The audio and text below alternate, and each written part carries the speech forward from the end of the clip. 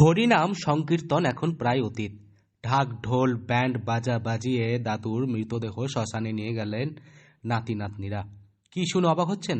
তবে এমনই এক অভাবনীয় দৃশ্যের সাক্ষী থাকলেন বীরভূমবাসী। 100 পেরিয়ে শেষ নিঃশ্বাস ত্যাগ করেছেন দাদু। তাই দাদুর ইচ্ছে মতো রীতিমতো ব্যান্ড বাজিয়ে শেষ কার্য সম্পন্ন করল নাতি নাতনিরা। যে কোনো মৃত্যু দুঃখজনক, তবুও 100 বছরের বৃদ্ধের মৃত্যুতে দেখা গেল এক অন্য রূপ। ব্যান্ড বাজিয়ে জাঁকজমকভাবে 100 বছরের বৃদ্ধের মৃতদেহ সৎকার করার জন্য নিয়ে আসা হলো বক্রেশ্বর শ্মশানে। প্রসঙ্গত 18 নভেম্বর রাতে দুবরাজপুর ব্লকের গৌরগঞ্জ গ্রামের রবিলাল বাদ্যকর শেষ নিঃশ্বাস ত্যাগ করেন। দীর্ঘ প্রায় 10 দিন ধরে তিনি গুরুতর অসুস্থ থাকার পর তিনি মৃত্যুবরণ করেন। তার 4 পুত্র, নাতি নাতনিতে ভরা সংসার। বৃদ্ধের ইচ্ছেমতো গ্রামের ব্যান্ড পার্টি ও অন্যান্য বাদ্যযন্ত্র সহযোগে শবদেহ বক্রেশ্বর শ্মশানে নিয়ে আসা হয়। সেখানেই শেষকৃত্য সম্পন্ন হয়। মৃত বৃদ্ধের পরিবারের পক্ষ থেকে কি নিয়ে এলেন দেহটা? নিয়ে এলাম বলতে দেহটা মানে 100 বছর, আমার জেঠার বয়স ছিল 100 বছর।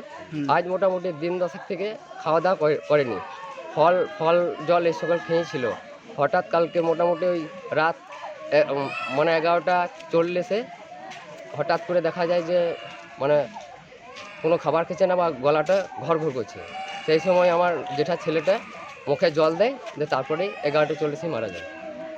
আজকে আপনারা কোথায় নিয়ে এসেছেন, কিভাবে নিয়ে এলেন? আমরা এখানে বক্রেশ্বরে এসেছি দাহ করার জন্য। আর বড় বাবার মনের আশা ছিল যে ব্যান্ড পার্টি বাজার পরে আমাকে নিয়ে যা, সব দাহটা করবি, এই বলে আর সব দাহ করতে এসছে। আপনার নাম? আমার নাম হচ্ছে মিতন বাদ্যকর। মিতন বাদ্যকর তিনি বলেন, 100 বছর পূর্ণ হওয়ায় এমন আয়োজন। এক প্রতিবেশী আকাশ মাল বলেন, আজ গ্রামবাসীরা তাকে শেষ শ্রদ্ধা জানান।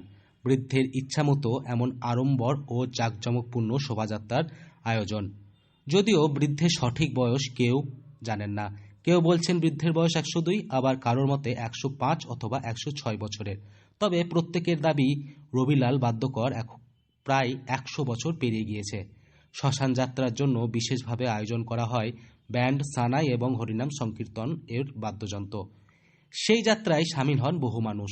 হরিনামের বদলে এরকম এক শেষকৃত্যের খবর ছড়িয়ে পড়তেই শোরগোল পড়ে যায় গোটা এলাকা জুড়ে। ওই বৃদ্ধের পরিবারের দাবি, রবিলাল বাবুর শেষ ইচ্ছে ছিল এমনটাই।